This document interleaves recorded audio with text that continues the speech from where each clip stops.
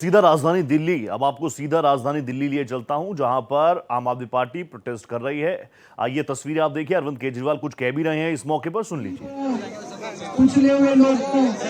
पिछड़े लोगों, वंचितों, उनके लिए बाबा साहब अम्बेडकर भगवान से कम नहीं है।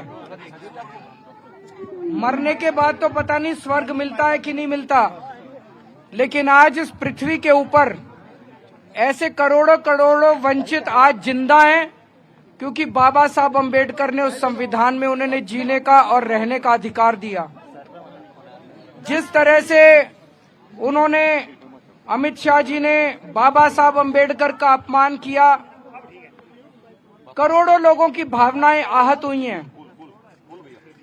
मैं खुद व्यक्तिगत तौर पे उनको अपना आदर्श मानता हूं, उनके बताए हुए रास्ते पे चलने की कोशिश करता हूं। जब भी कभी जीवन में मुझे कठिनाई महसूस होती है, उनकी जीवनी उठा के पढ़ लेता हूं। उनका संघर्ष हमें प्रेरणा देता है। केवल मेरे लिए नहीं, आम आदमी पार्टी भी बाबा साहब अम्बेडकर के जीवन और बताए हुए रास्ते पे चलने की कोशिश करती है। और मेरे जैसे करोड़ों लोग हैं जिनके आदर्श हैं बाबा साहब अम्बेडकर।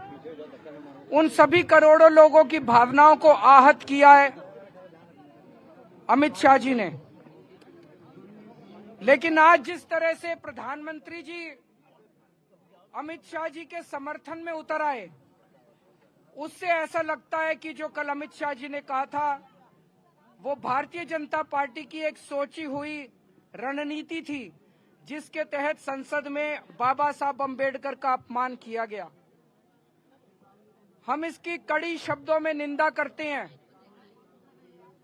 अब ये साफ हो गया कि भारतीय जनता पार्टी बाबा साहब अम्बेडकर के खिलाफ है, संविधान के खिलाफ है। और अब बीजेपी के जितने समर्थक हैं उनको तय करना पड़ेगा,